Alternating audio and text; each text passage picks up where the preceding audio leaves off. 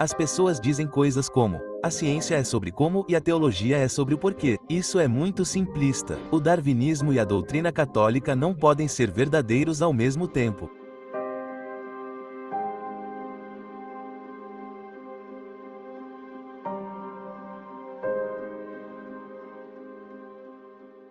Minha palestra não será de cunho científico. Já tivemos uma excelente apresentação esta manhã e também ontem à noite. Mas tentarei forçar as pessoas a pensarem sobre a ciência e a nossa fé para verem como o design inteligente está realmente muito conectado. Não está em um universo paralelo. E usarei o tópico do pecado original para fazer isso. E espero que fique claro no final quantos pontos podem realmente ser abordados ao analisar o pecado original. Então, começo com um slide do Catecismo da Igreja Católica.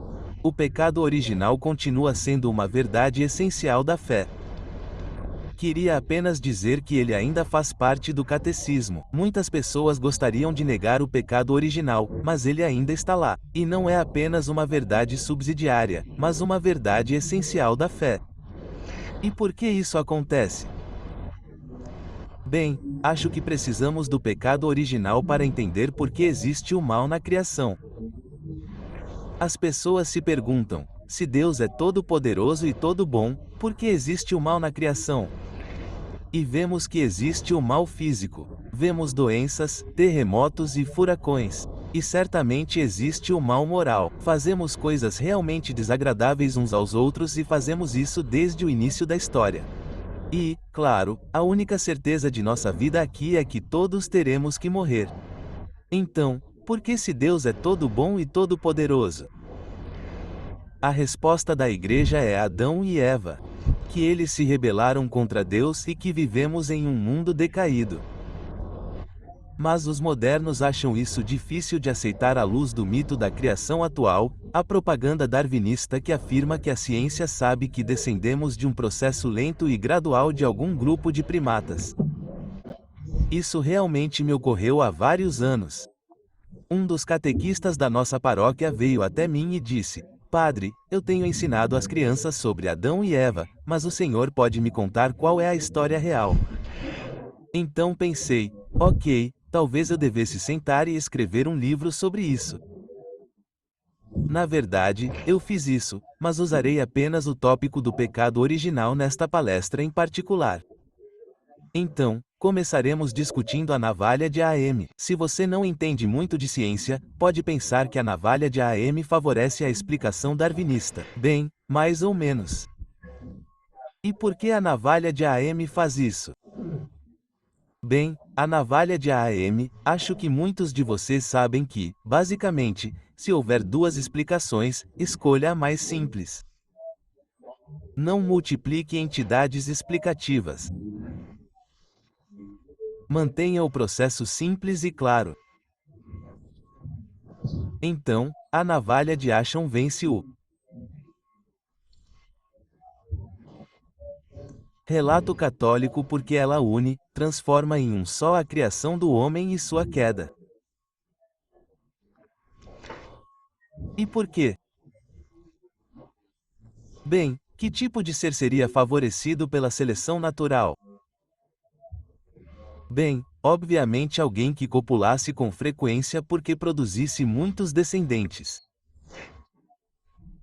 Seres violentos, certamente é mais vantajoso atacar primeiro do que ser morto. Criaturas que acumulam coisas para sobreviver à fome ou outra calamidade natural. Então, faz sentido sermos lascivos, violentos, gananciosos e todas as outras coisas que associamos ao pecado original. A história darwiniana vem com sua própria explicação do porquê sofremos dessas tendências pecaminosas. É um processo de uma etapa. Já o relato cristão é um processo de duas etapas. Deus nos criou à sua imagem e então nos rebelamos contra ele. Então, como a simplicidade favorece o relato de Darwin, o critério de AM venceria. Mas isso só se a evolução darwiniana pudesse realmente explicar a chegada do ser humano, a chegada da vida. E vimos, creio eu, de forma bastante convincente esta manhã, que ela falha, fica consideravelmente aquém. E só para citar um tipo de estudo científico quando se trata de seres humanos, bem recentemente houve um meta-estudo de artigos sobre a evolução humana e o estudo foi resumido desta forma por alguns, pelo Museu Americano de História Natural. Ele disse que a maioria das histórias de origem humana não são compatíveis com fósseis conhecidos. O número de espécies na árvore genealógica humana explodiu, mas também aumentou o nível de disputa sobre a evolução humana inicial. No entanto, muitos desses fósseis mostram combinações de mosaico de características que não correspondem às expectativas para antigos representantes das linhagens modernas de macacos e humanos. Como consequência, não há consenso científico sobre o papel evolutivo desempenhado por esses macacos fósseis. No geral, os pesquisadores descobriram que a maioria das histórias de origem humana não são compatíveis com os fósseis que temos hoje. O pesquisador principal do artigo admitiu que, quando olhamos para a narrativa das origens do homínum, é uma grande confusão. Não há consenso algum. Agora, vamos deixar claro que descartamos pelo menos essa parte do AM ou o argumento para a navalha do AM.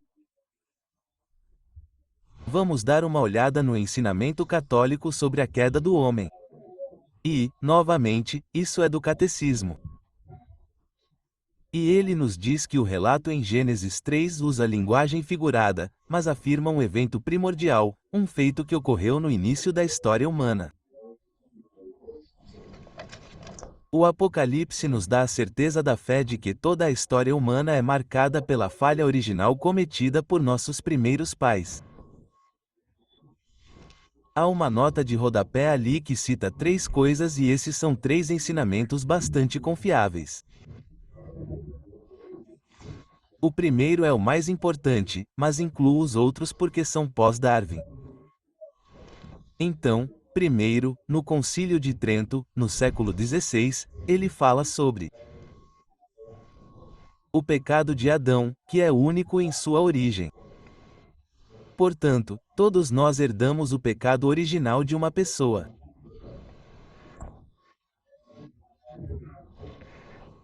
E então Peste capítulo 12, que em 1950, em sua encíclica Humane Generosa, permitiu a discussão da possibilidade da evolução do corpo humano, disse, no entanto, que isso não diz respeito à alma, que Deus deve ser a causa imediata de cada alma humana, porque é uma entidade espiritual que não pode ser produzida pela mistura de matéria de nenhuma forma, não importa quão complicada seja. E então ele abordou especificamente a possibilidade de que viemos de mais de uma pessoa. E então ele diz que os fiéis não podem abraçar a opinião que sustenta que depois de Adão existiram nesta terra homens verdadeiros que não tiveram suas origens por geração natural dele como do primeiro pai de todos, ou que Adão representa um certo número de primeiros pais. Ora, não é de forma alguma aparente como tal opinião pode ser reconciliada com o que as fontes da verdade revelada, e os documentos da autoridade de ensino da Igreja propuseram a respeito do pecado original, que procede de um pecado realmente cometido por um indivíduo em Adão e que, por meio da geração, é transmitido a todos e está em todos como seu. Então, Pio XII ainda insiste no monogenismo, assim como o Concílio de Trento. Todos nós viemos de uma única mãe e pai.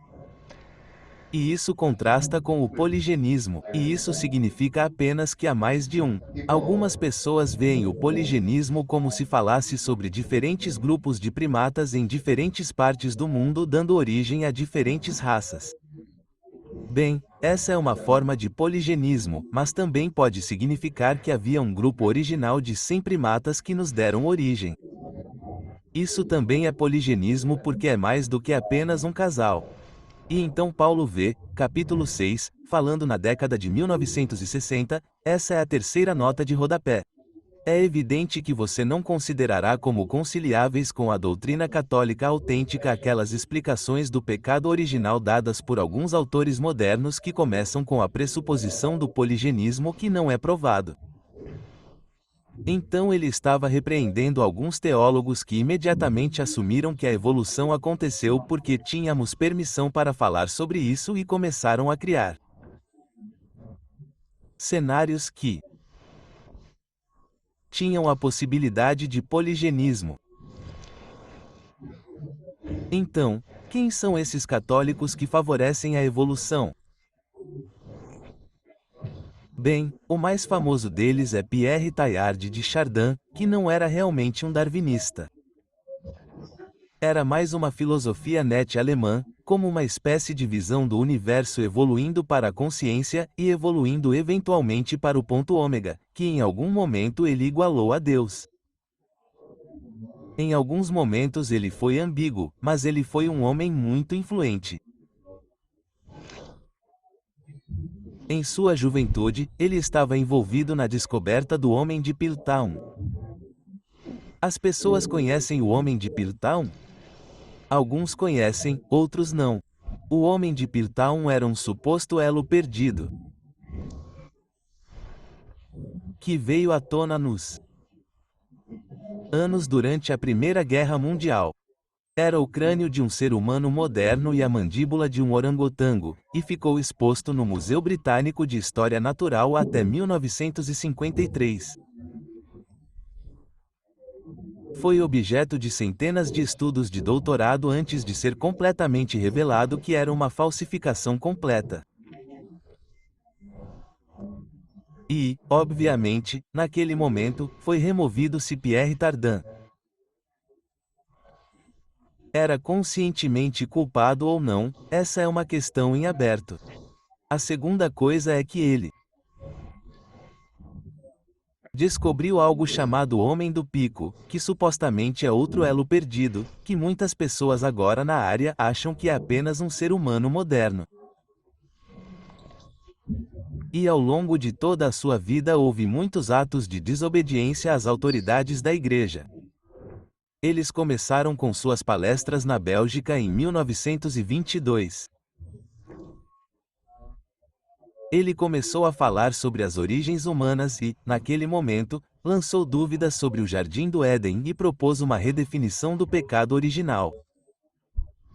Então, seus superiores ordenaram que ele assinasse uma declaração repudiando essas proposições e corrigisse a palestra que o superior então enviou a Roma junto com a retratação assinada por Tiardi. Enquanto esperava por uma resposta de Roma, Tiardi continuou desenvolvendo sua tese controversa sobre o pecado original. Como resultado, o padre Leovikovsky, superior-geral dos jesuítas, ordenou que ele assinasse uma nova declaração repudiando as teorias controversas e também o proibiu de dar mais palestras no Instituto Católico. Tiardi não era de desistir. Ele continuou pedindo permissão para ter várias de suas publicações, vários de seus livros publicados, e sempre ouvia não, e nós já dissemos não, e agora você nem pode mais ter seu escritório neste prédio.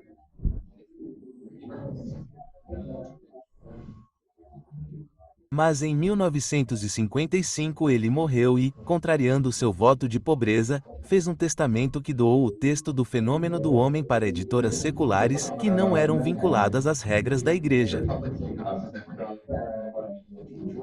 E assim o Fenômeno do Homem surgiu em 1955, foi traduzido para o inglês em 1959. E finalmente em 1962 as autoridades da Igreja emitiram um monotum, uma advertência sobre todas as suas obras. Mas isso não impediu o entusiasmo por Teilhard. E, em particular, ele abordou o pecado original em um apêndice deste livro. Mas ele escreveu este apêndice em 1948, quando não podia publicá-lo. E ele diz: é verdade que o mal até agora não foi mencionado, pelo menos explicitamente, mas, por outro lado, ele inevitavelmente vaza de cada canto e fenda, de cada junta e fenda do sistema em que me posicionei. Então, de onde isso vem? Sobre esta questão, com toda a lealdade, não me sinto em posição de tomar uma posição. Em todo caso, este seria o lugar para fazê-lo? Bem, acho que isso é meio triste porque o pecado original é um ensinamento essencial da igreja. Então, se você vai ser um padre católico, você tem que encontrar um lugar para isso. Você não pode escrever sobre teorias utópicas sem nenhuma referência a elas, sem pensar em como elas se conectam. E, no entanto, é exatamente isso que temos em Tierd. Algumas pessoas gostavam muito dele. A vide do Lubac, por exemplo, era um jesuíta e um amigo. Mas pode ser surpreendente, mas havia até aspectos de Tiarte aos quais o Papa Bento XVI poderia se referir de forma positiva. Mas eu particularmente não gosto de Tiré, como você pode ver. Então eu sou mais da opinião de quem escreveu uma carta para Thai Henry Blue, na verdade, uma série de cartas sobre isso. Ele diz: você não pode obter nenhum benefício ou esclarecimento pensando em Tiardi. A devastação que ele causou e que testemunhei é horrível. Faço tudo o que posso para evitar falar sobre ele. Eles o usam como uma máquina de cerco para minar a igreja de dentro para fora. Aspas. Não estou brincando. E eu, por exemplo, não quero fazer parte desse tema destrutivo. Vou continuar com esta carta. O que me preocupa é que, enquanto nossos teólogos cristãos, começando com todos os alegoristas, desenvolveram suas teologias para meditações nas Escrituras, Tiardi, fundamentado em sua consciência evolucionária, construiu sua teologia a partir de uma meditação sobre a ciência. Por isso, me espanta quando as pessoas colocam seus ditos paulinos sobre o Cristo cósmico e em evolução no quadro de avisos. Porque se o pecado e a graça não são os fundamentos das epístolas aos Romanos, não sei nada sobre São Paulo. Agora, José se encontrou com Tardon em 2 ocasiões e... Vou detalhar as duas porque elas mostram esse ser humano complexo que acho que causou uma quantidade enorme de danos. Mas acho que isso mostra o que acontece quando você não combina as verdades que Deus revelou com suas próprias ideias. E então, a primeira vez que conheci Tardon foi como padrinho de uma criança que Tiardi estava batizando. Ele ficou muito impressionado com o exercício do ministério sacerdotal de Tiardi naquela ocasião. O segundo encontro foi em uma conferência em Nova York, em 1954, apenas um ano antes da morte de Tiardi. Ele escreve: não tínhamos muito a dizer um ao outro, exceto, naturalmente, a habitual conversa fiada. No nosso primeiro encontro, porém, meu pai me desferiu um golpe duplo que me deixou cambaleando por 3 dias. Nunca mais recuperei o equilíbrio. Assim que me viu, ele caminhou em minha direção, seu rosto agradável e bonito iluminado por um sorriso. E, colocando as mãos em meus ombros, ele me disse sem rodeios: ei, você pode me dizer se alguém algum dia vai nos dar um furo sobre esse cristianismo sem religião que todos nós estávamos esperando ouvir? O neologismo nesse ponto era cristianismo. Então, metacristianismo. Então Dilson continua. Surpresa, gaguejei um pouco, finalmente conseguindo fazer uma piada estranha, da qual acho que o sentido era que eu já tinha o suficiente para entender o cristianismo puro e simples, então deixamos por isso mesmo. Mais tarde, Gilson passou por Tiardi e viu que esse padre estava agora absorto em sua Bíblia. Então está claro que Tai era claramente um enigma e eu acho que um enigma perigoso.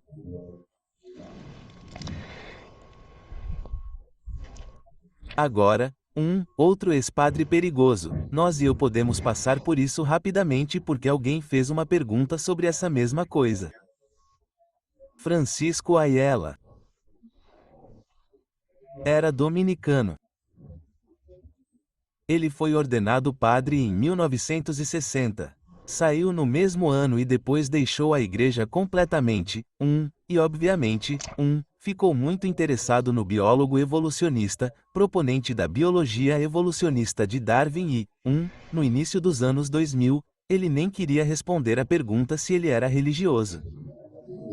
Crente ou não, ele ganhou o prêmio Templeton, o que obviamente deveria mostrar algum respeito pela religião, mas ele disse: eu não quero ser marcado por um lado ou outro, então ele não vai responder. De qualquer forma, uma das coisas que ele teve na década de 1990 foi a ideia de que, bem, há muita variação genética na raça humana para que ela tenha se originado de duas pessoas. E foi aí que Annie Gallagher fez estudos para ver o quanto isso era verdade.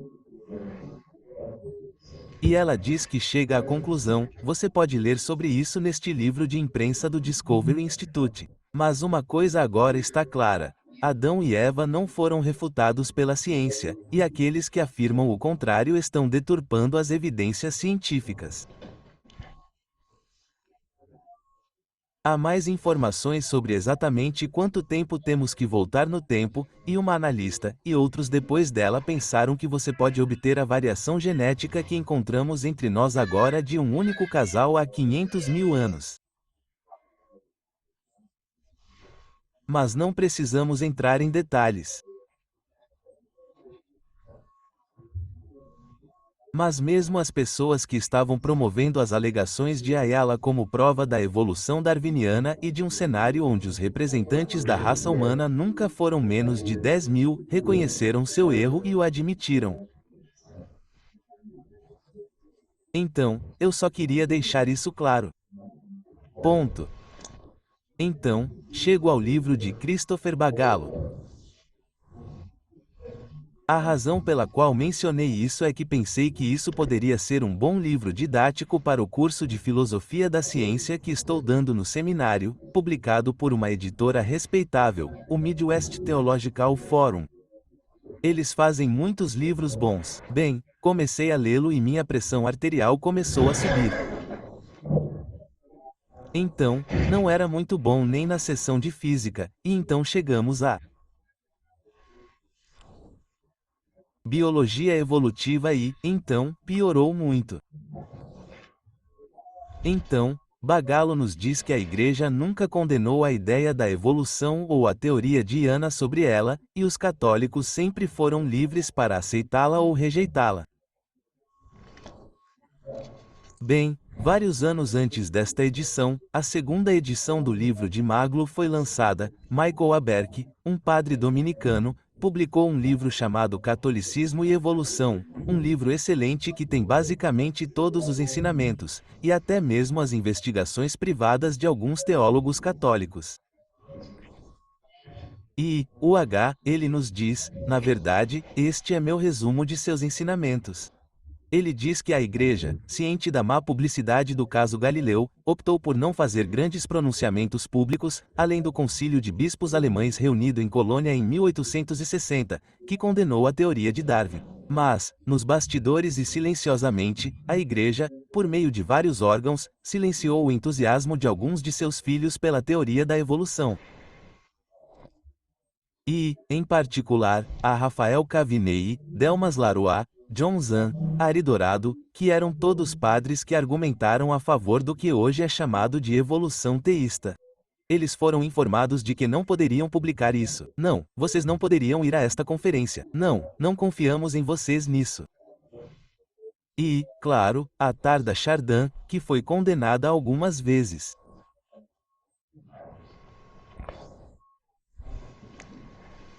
E só para atualizar isso, Abericke realmente menciona isso. Também é o discurso de João Paulo II à Pontífice Academia de Ciências em outubro de 1996, que muitas pessoas pensaram ser uma carta branca para aceitar o darwinismo, mas não se você ler com atenção.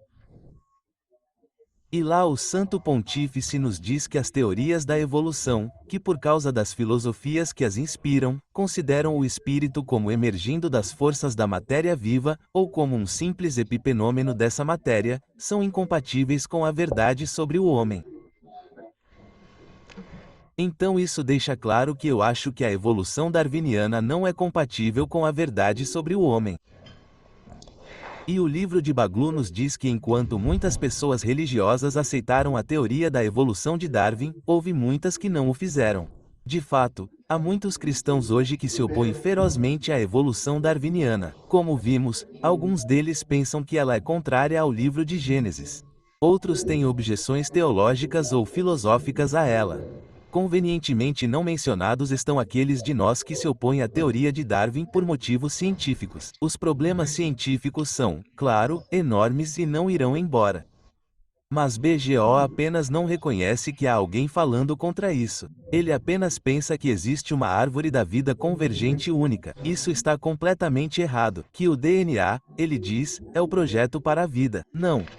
E então há muitos outros erros científicos que não precisamos entrar em detalhes. Bem, exceto que entraremos em detalhes. E é que ele se inspirou em outra evolucionista católica, Cat Kenneth Miller, para explicar por que o cérebro é responsável por tanta confusão. Ele diz: o circuito do cérebro é, na verdade, uma mistura mal integrada do verdadeiramente antigo, do muito antigo e do relativamente novo, todos trabalhando lado a lado. Magalu então tira sua própria conclusão. Em resumo, apesar de ser uma das grandes maravilhas que a evolução produziu, nossa herança biológica e neurológica tem suas deficiências. Isso explica muito sobre por que os humanos agem irracionalmente e contrariamente à bondade, por que o racismo e outras formas de preconceito parecem surgir ao longo da história, por que os seres humanos do sexo masculino acham tão difícil tratar as mulheres como iguais e não como objetos, e por que as guerras e os assassinatos de inocentes são constantes na história humana. Não há nada, da perspectiva científica, que deva nos surpreender com isso. Então, me parece que os caprichos da evolução são temporariamente remendados pelos curativos da graça. Então, temos essa criatura mal projetada que meio que simplesmente caminhou até alguma forma de consciência. Teve alguns curativos da graça para colocá-la no jardim dos sonhos do Éden. E então imediatamente ela perde esses curativos e volta a ser a criatura cruel que a evolução fez com que ela fosse. Agora, para focar em seguida. Kenneth Miller. De onde ele tirou isso? De onde Baglu copiou? Ou, quero dizer, ele atribuiu isso, então não o estou acusando de plágio. Mas Kenneth Miller, em seu livro, Encontrando o Deus de Darwin, escreve: não há dúvida, rebobine a fita da evolução, deixe-a rodar novamente, e os eventos podem ser diferentes a cada passo. Certamente isso significa que o surgimento da humanidade neste planeta não foi pré-ordenado, que estamos aqui não como produto de uma inevitável procissão de sucesso evolutivo, mas como uma reflexão tardia, um pequeno detalhe, um acontecimento em uma história que poderia muito bem ter nos deixado de fora. Eu concordo. E então a grande questão é: temos que presumir que desde o início Deus planejou que a inteligência e a consciência se desenvolvessem em um bando de primatas africanos bípedes quase sem pelos. Se outro grupo de animais tivesse desenvolvido autoconsciência, se outra criatura tivesse se mostrado digna de uma alma, podemos realmente dizer com certeza que Deus teria ficado menos do que satisfeito com seu novo Adão? Eu não acho. Bem, minha pergunta é: o que acontece com a onisciência divina com uma teoria como essa? E o que a alma está fazendo se esse macaco pode ter autoconsciência? É isso que geralmente pensamos que a alma humana faz por nós. Então, não tenho certeza do que Kenneth Miller pensa que estamos mergulhando nessa criatura que está apenas se movimentando para se tornar um ser humano.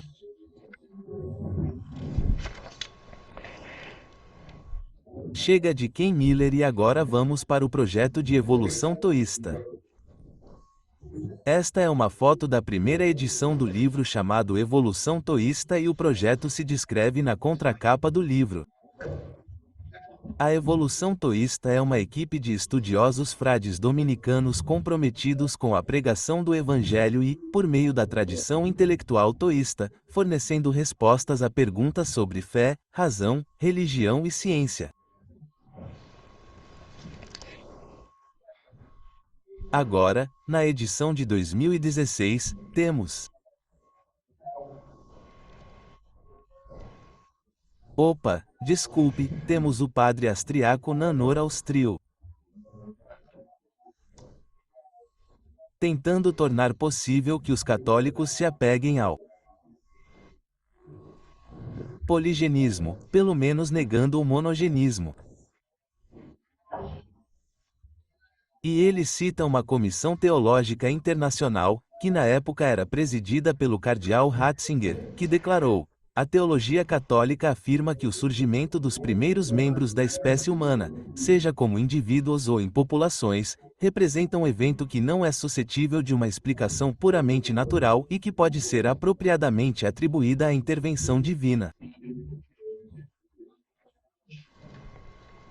Agora, de acordo com Astriaco, isso sugere que tanto o monogenismo quanto o poligenismo podem permanecer viáveis em opiniões teológicas para teólogos católicos que buscam ser fiéis à tradição doutrinária. E novamente,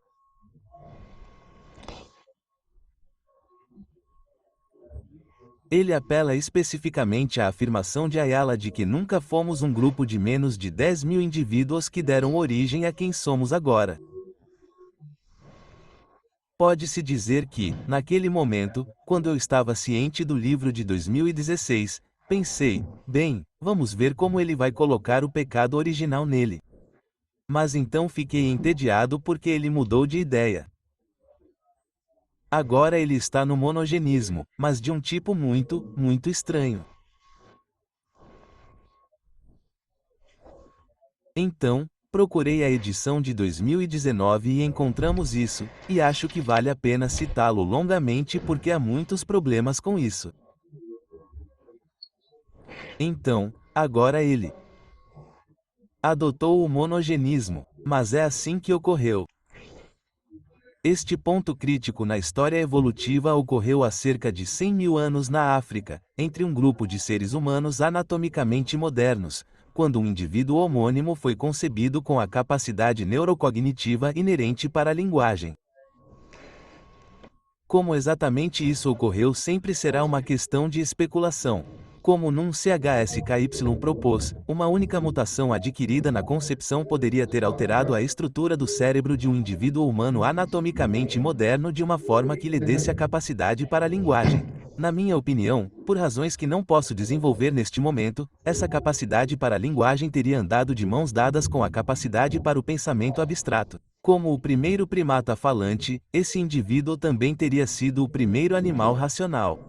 Ele foi o primeiro humano anatomicamente moderno a ter a capacidade de formar conceitos abstratos, de raciocinar e, portanto, de construir um mapa interno de seu mundo. À medida que amadurecia, ele teria usado essa capacidade linguística para falar consigo mesmo e com Deus.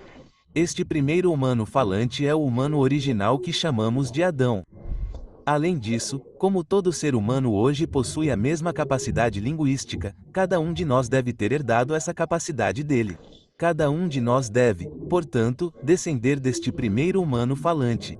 Adão não teria sido apenas o primeiro humano falante, ele também é o pai de todos os humanos falantes, que somos todos nós. Portanto, temos um novo Adão entendido de uma nova maneira.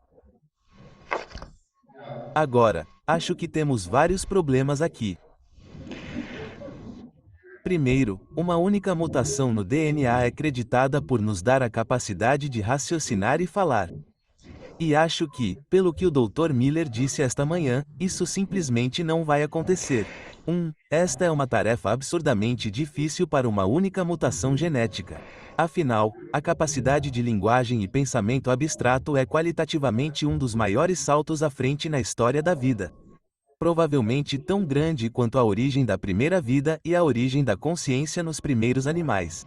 E aqui devemos acreditar que uma única mutação em um filamento de DNA a produziu. Isso vai contra o senso comum. Também apresenta um problema de aptidão. Antes dessa mutação mágica, a forma humana seria aproximadamente tão fraca quanto é agora. Mas sem nossa inteligência e capacidade de fala, tão relativamente fracas e animais pouco inteligentes não sobreviveriam muito tempo em um mundo de competição acirrada. E acho que isso talvez esteja relacionado a uma pergunta que foi feita sobre seres humanos pré-racionais. Quer dizer, somos bem patéticos sem intelecto. Podemos ser lentos, fracos. Podemos não ter muito pelo para nos proteger. Seria um desastre sermos colocados na Terra sem intelecto. De qualquer forma, há mais problemas com a Áustria.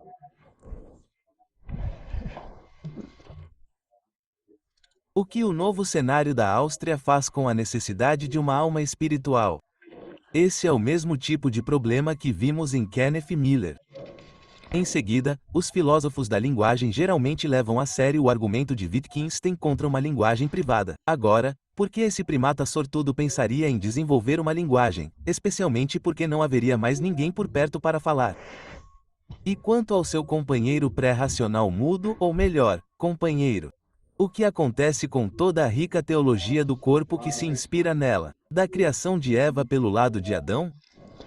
Se Adão tivesse que esperar por um filho para poder experimentar um relacionamento verdadeiramente humano, dificilmente alguém o culparia por pensar que a existência era um fardo e por dar as costas a Deus.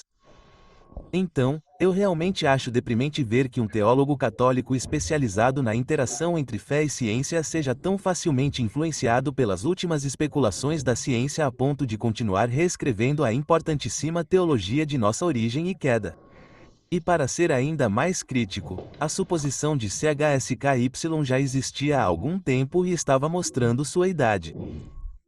Por que retomá-la em 2019, 5 anos depois de um artigo em que Chomsky e vários outros especialistas em linguagem basicamente disseram que não tinham a mínima ideia de onde a linguagem humana se originou? Então, voltemos ao verdadeiro Tomás e este é outro ponto que acho que devemos ter em mente.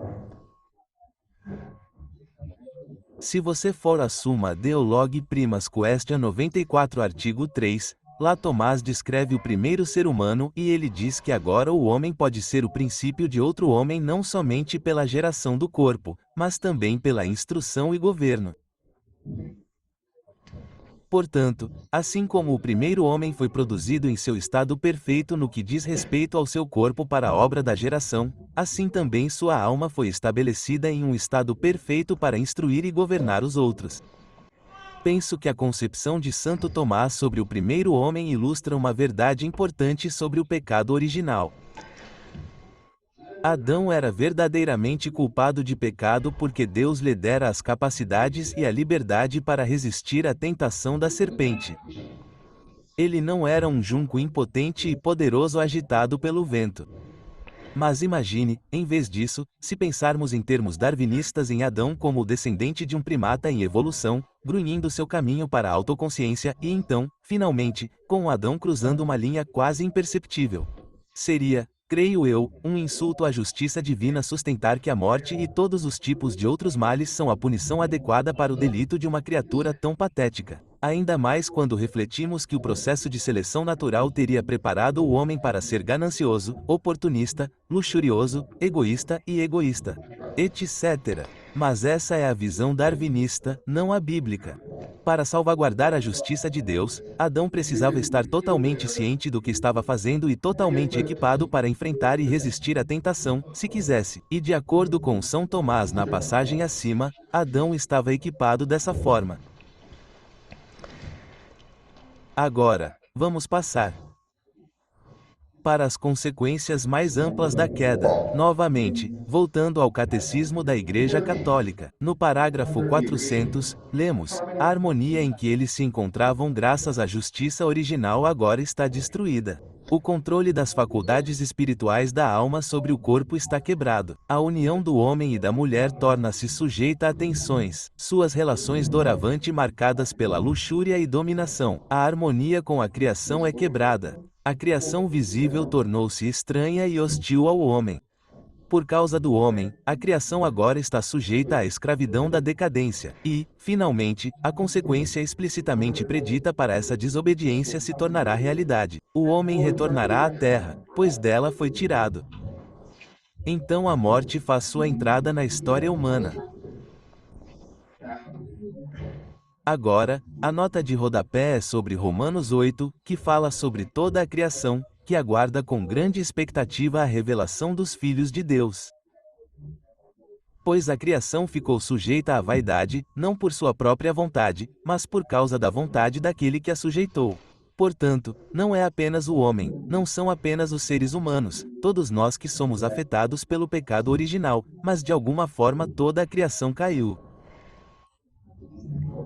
E acho que é importante ter isso em mente porque é um elemento importante da aceitação de algumas pessoas da evolução darwinista. Então, começamos com esta imagem horrível da lagarta que foi infectada por uma vespa parasita. Essas vespas colocam seus ovos dentro da lagarta. Então, as larvas comem a lagarta por dentro e então saem mordendo, se transformam em pupas e eventualmente voam para longe. A lagarta morre. A razão pela qual coloquei essa lagarta ali é porque o próprio Guy Darwin a mencionou especificamente em uma carta para Asa Gray. Ele diz: com relação à visão teológica da questão, isso é sempre doloroso para mim. Estou confuso. Não tenho intenção de escrever de forma ateísta, mas admito que não consigo ver tão claramente quanto outros, como eu gostaria, evidências de desígnio e beneficência em todos os lados. Parece haver muita miséria no mundo. Não consigo me convencer de que um Deus benéfico e onipotente teria criado propositalmente o Wilmodaer, que é a vespa parasita, com a intenção expressa de se alimentar dentro dos corpos vivos de lagartas, ou que um gato deveria brincar com ratos. Não acreditando nisso, não vejo necessidade na crença de que o olho foi expressamente projetado. Então, Darwin tem um problema teológico. E Cornelius Hunter, em um livro, argumentou de forma persuasiva que a maioria dos argumentos mais persuasivos para o darwinismo, que remontam ao próprio Darwin, são baseados em ideias populares de Deus. O início do século XIX herdou uma tradição de argumentos racionais para a existência de Deus. Havia um Paley. Mas acho que Paley exagerou, porque ele tentou argumentar que a natureza também poderia nos dizer todas as coisas sobre como Deus é belo e gentil, e, uma das coisas que ele diria, é que, sim, há carnificina, mas geralmente acontece muito rápido, e ele tentou explicar outros aspectos sombrios e mais sombrios da natureza.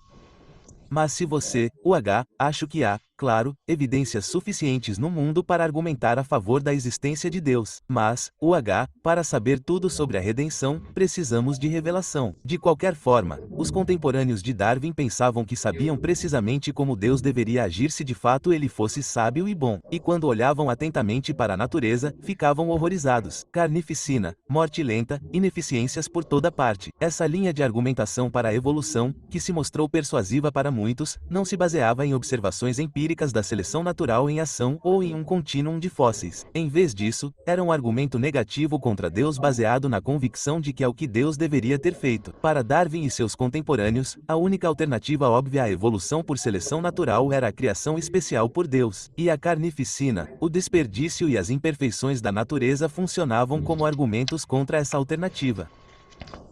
Bem, o que vamos dizer sobre isso? Mas é uma pergunta difícil e, novamente, foi feita ontem à noite. Eu recomendaria às pessoas o livro de C.S. Lewis sobre o problema da dor, onde ele especula que o universo de alguma forma já havia caído antes do homem e que o homem teria sido preservado dos efeitos dessa queda, e agora que nós também caímos, temos que aturar isso.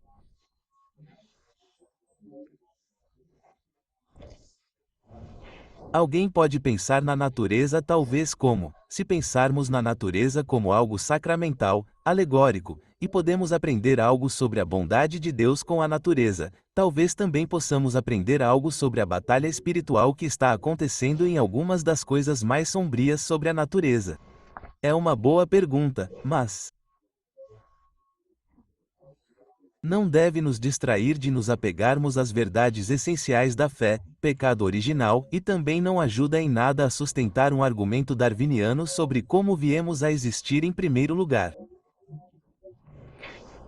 O mesmo tipo de lembrança de que vivemos em um universo imperfeito e decaído também pode lidar com algumas das questões sobre imperfeições na natureza, doenças, esse tipo de coisa. E, novamente, esses pontos foram tratados por palestrantes anteriores pelo Dr. Miller. Então, não vou abordá-los. Mas por que escolhi falar sobre evolução e pecado original? Bem, antes de tudo, acho que o pecado original é um ensinamento essencial da Igreja.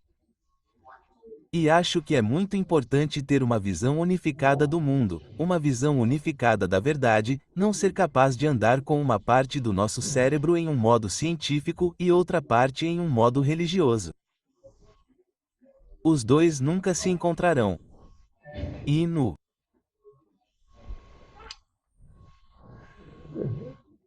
pecado original, encontramos um ato histórico de desobediência, o que o torna meio interessante porque a ciência tende a ser sobre o sempre e em todo lugar. Considerando que uma única ação humana não é suscetível ao método científico, o ato histórico é um bom lugar para forçar a abertura. Acho que tentativas simplistas de harmonizar a doutrina darwiniana e católica. As pessoas dizem coisas como a ciência é sobre como e a teologia é sobre porquê, um católico, e acho que precisamos mostrar que isso é muito simplista. O darwinismo e a doutrina católica simplesmente não podem ser verdadeiros. E, finalmente, e isso talvez se conecte mais claramente ao design inteligente, as ações históricas dos seres humanos também deixam claro que o mundo deve ser permeável às ações de Deus e dos seres espirituais. E isso ocorre porque Deus cria imediatamente, ou seja, sem um instrumento, não por meios secundários, mas imediatamente a alma humana e então o ser humano, porque podemos escolher, podemos nos mover de um jeito ou de outro. Temos livre-arbítrio. Então, este universo deve ser projetado para a interação de Deus com o mundo. Não é o sistema fechado que pessoas como Richard Levanton gostariam que acreditássemos, que insistem que devemos nos apegar à ciência. Materialismo para manter o pé divino de fora. Eu acho que qualquer pessoa com uma mente aberta deve reconhecer que o divino está na base de tudo e que até mesmo esta criação caída revela a glória de Deus. Obrigado.